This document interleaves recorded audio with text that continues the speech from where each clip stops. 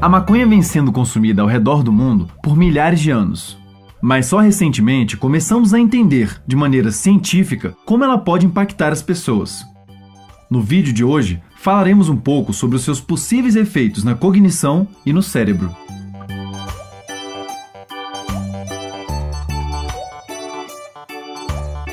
O termo cannabis engloba diferentes tipos de substâncias psicoativas, ou seja, substâncias que alteram o estado mental e o funcionamento cerebral da pessoa. Essas substâncias são extraídas a partir das plantas do gênero cannabis, e a maconha é um dos exemplos mais conhecidos de tais substâncias. Ela é uma das substâncias mais usadas ao redor do mundo e, a depender da cultura, esse uso pode ser recreativo, medicinal ou religioso. Os principais efeitos psicológicos da maconha são o relaxamento, uma leve euforia e o aumento de apetite. A ansiedade e a paranoia também podem resultar do uso da maconha. O principal responsável por esses efeitos é um dos cerca de 400 compostos químicos das plantas do gênero cannabis, conhecido como tetrahidrocannabinol ou THC. Ele é um exemplo de um canabinoide, sendo que canabinoides são substâncias capazes de se ligar a certos tipos de receptores no sistema nervoso. O sistema endocannabinoide é composto principalmente pelos próprios canabinoides e pelos receptores CB1 e CB2 que estão presentes em diferentes áreas do cérebro, como no hipocampo, no cerebelo e nos gânglios da base.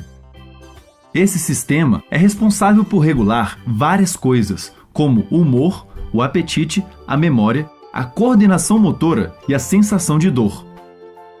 Como já falamos em outro vídeo, o THC é muito parecido com a anandamida, um neurotransmissor que produzimos naturalmente.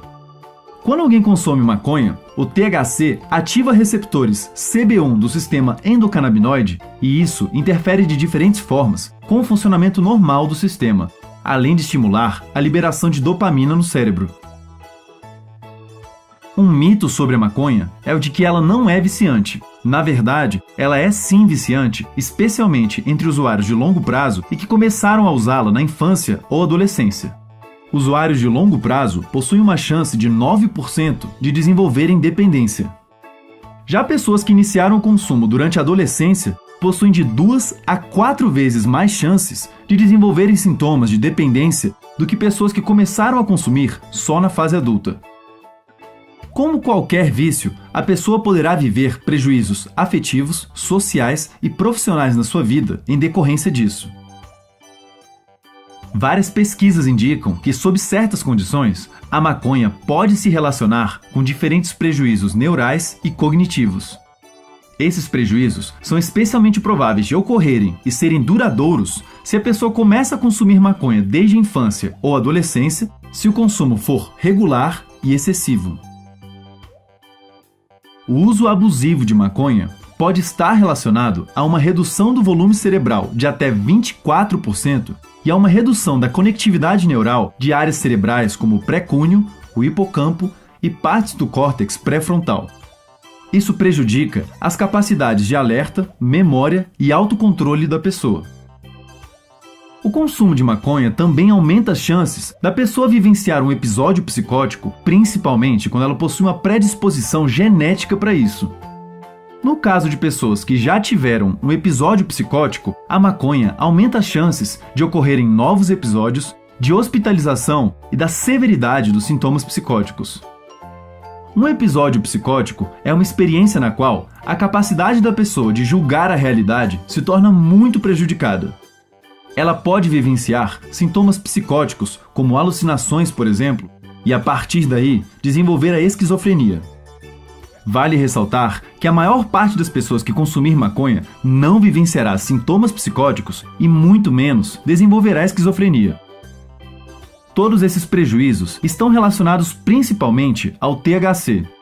Um outro composto das cannabis, conhecido como cannabidiol, tem um efeito oposto ao do THC e tem se provado útil para ajudar pessoas com diferentes condições médicas, tais como epilepsia, esclerose múltipla, dor crônica, doença de Alzheimer e Parkinson.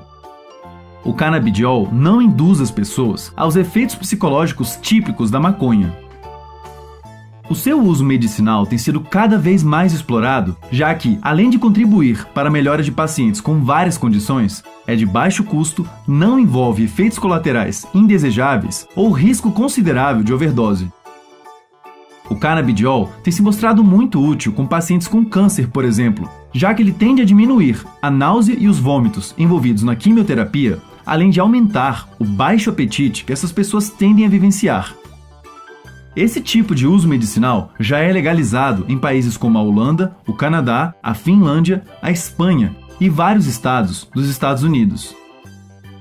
No Brasil, o uso medicinal da maconha passou a ser previsto legalmente a partir de 2006, porém a difusão da pesquisa e da aplicação medicinal ainda esbarra em diferentes tipos de obstáculos sociais, morais e políticos.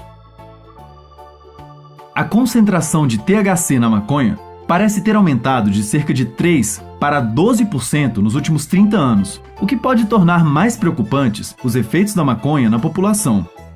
Esse dado também apoia a importância de se conduzir novas pesquisas sobre a maconha para entender os seus possíveis impactos atuais. E aí, gostou do vídeo? Se gosta do nosso conteúdo e quer nos ajudar a crescer, conheça nossas campanhas no Patreon e no Apoia-se. Descubra como pode ganhar ilustrações e ficar por dentro dos bastidores do canal enquanto nos ajuda a levar a ciência para mais gente. Se gostou do vídeo, curta, mostre o nosso vídeo para outras pessoas e se inscreva no nosso canal.